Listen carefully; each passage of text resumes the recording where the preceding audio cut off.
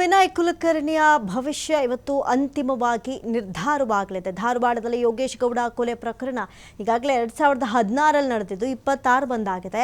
ಆದರೂ ಕೂಡ ಈ ಒಂದು ಪ್ರಕರಣ ಇವತ್ತು ತಾರ್ಕಿಕ ಅಂತ್ಯವನ್ನು ಕಾಣಬಹುದಾ ಎನ್ನುವಂಥ ನಿರೀಕ್ಷೆ ಇದೆ. ಯಾಕಂತ ಹೇಳಿದ್ರೆ ಇವತ್ತು ಜನಪ್ರತಿನಿಧಿಗಳ ವಿಶೇಷ ಕೋರ್ಟ್ ಮಹತ್ವದ ತೀರ್ಪನ್ನು ಇನ್ನೇನು ಕೆಲವೇ ಕ್ಷಣಗಳಲ್ಲಿ ಪ್ರಕಟ ಮಾಡುತ್ತೆ. ಅದರಲ್ಲೂ ಕೂಡ ಈಗಾಗಲೇ ಶಾಸಕ ವಿನಯ್ ಕುಲಕರ್ಣಿ ಸೇರಿದಂತೆ ಆರೋಪಿಗಳೆಲ್ಲರೂ ಕೂಡ ಕೋರ್ಟ್ಗೆ ಹಾಜರಾಗಿದ್ದಾರೆ. ಕೋರ್ಟ್ಗೆ ಆಗಮಿಸಿದ್ದಾರೆ ವಿನಯ್ ಕುಲಕರ್ಣಿ ಹಾಗೂ ಇತರೆ ಆರೋಪಿಗಳು.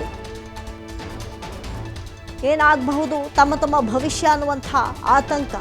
ಜನಪ್ರತಿನಿಧಿಗಳ ವಿಶೇಷ ಕೋರ್ಟ್ನಲ್ಲಿ ಈಗಾಗಲೇ ಕಲಾಪ ಆರಂಭವಾಗಿದೆ. ಕೋರ್ಟ್ಗೆ ಆಗಮಿಸಿದ್ದಾರೆ ವಿನಯ್ ಕುಲಕರ್ಣಿ ಹಾಗೂ ಇತರೆ ಆರೋಪಿಗಳು.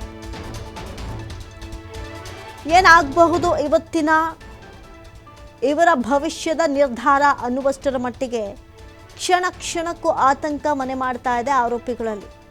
ಯಾಕಂತ ಹೇಳಿದ್ರೆ ದೋಷಿ ಅಂತ ಬರುತ್ತೋ ನಿರ್ದೋಷಿ ಅಂತ ಬರುತ್ತೋ, ಸಾಕ್ಷಿಗಳು ಎಷ್ಟಿದ್ವು, ಚಾರ್ಜ್ ಶೀಟ್ನಲ್ಲಿ ಏನೆಲ್ಲ ಉಲ್ಲೇಖ ಆಗಿತ್ತೋ ನೋಡಿ. 2016ರ ಜೂನ್ 15ರಂದು ನಡೆದಿತ್ತು ಈ ಯೋಗೇಶ್ ಗೌಡ ಎಂಬಾತನ ಕೊಲೆ.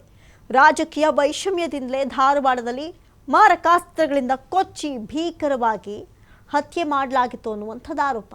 ಜಿಮ್ನೊಳಗೆಯೇ ಯೋಗೇಶ್ ಗೌಡನನ್ನು ಕೊಚ್ಚಿ ಕೊಲೆ ಮಾಡಲಾಗಿತ್ತು. ವಿನಯ್ ಕುಲಕರ್ಣಿ ಅಪರಾಧಿಕ ಒಳಸಂಚು ಮಾಡಿದ ಆರೋಪ ಇತ್ತು ಸಿಬಿಐ ತನಿಖೆಯಲ್ಲಿ. ವಿನಯ್ ಕುಲಕರ್ಣಿ ಪ್ರಮುಖ ಪಾತ್ರ ವಹಿಸಿದ್ದಾರೆ ಅಂತ ಇಲ್ಲಿ ಸ್ವತಃ ಸಿಬಿಐ ಆರೋಪ ಮಾಡಿತ್ತು. 2019ರಲ್ಲಿ ಕೊಲೆ ಪ್ರಕರಣವನ್ನು ಅಂದು ಇದ್ದಂಥ ಬಿಜೆಪಿ ಸರ್ಕಾರ ಸಿಬಿಐ ತನಿಖೆಗೆ ವಹಿಸಿತ್ತು. ತನಿಖೆ ವೇಳೆ ವಿನಯ್ ಕುಲಕರ್ಣಿಯನ್ನು 15ನೇ ಆರೋಪಿಯನ್ನಾಗಿ ಮಾಡಿತ್ತು ಸಿಬಿಐ. ಇದು ನಂತರ 2020ರ ನವೆಂಬರ್ 5ರಂದು ವಿನಯ್ ಕುಲಕರ್ಣಿಯನ್ನು ಬಂಧಿಸಲಾಗಿತ್ತು. ಸತತ 9 ತಿಂಗಳ ಕಾಲ ಜೈಲಿನಲ್ಲಿದ್ದರು ವಿನಯ್ ಕುಲಕರ್ಣಿ. ಆ ನಂತರದಲ್ಲಿ ಬೇಲ್ ತಗೊಂಡು ಹೊರಗಡೆ ಬಂದರು. 2021ರ ಆಗಸ್ಟ್ 13ರಂದು ಸುಪ್ರೀಂ ಕೋರ್ಟ್ನಿಂದ ಜಾಮೀನು ಪಡ್ಕೊಂಡು ಬಂದರು. ಪಡ್ಕೊಂಡು ಬಂದಮೇಲೆ ಮತ್ತೆ ಸುದ್ದಿ ಆದರು. ಯಾವ ವಿಚಾರಕ್ಕೆ? ಸಾಕ್ಷಿಗಳಿದ್ರಲ್ಲ ಅವ್ರ ಮೇಲೆ ಬೆದರಿಕೆ ಹಾಕಿದ್ದಾರೆ ಅಂತ.